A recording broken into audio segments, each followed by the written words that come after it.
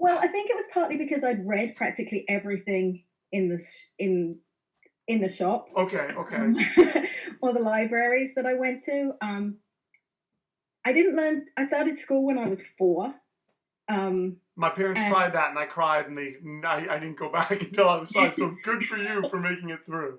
I started school when I was no, I started like proper school when I was 4, and then I hadn't learned to read before I started what would be kindergarten here, but at home.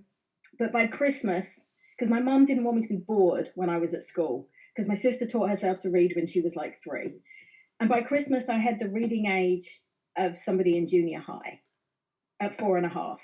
Oh wow, wow. Okay, okay. So I was kind of a little bit of a weird No, no, child. it's more than a little bit ahead. You were extremely ahead. Yeah. Wow, So I read wow. about 8 to 12 books a week um, throughout my entire grade school experience, and by 12, I was just desperate for new information.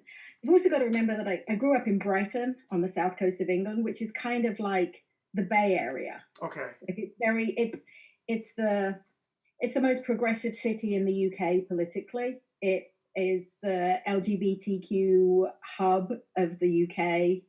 Um, so I grew up in a really progressive town, and if I hadn't been radicalized by random books in the bookstore, then I would have been at 14 when I did sociology by a socialist sociology teacher.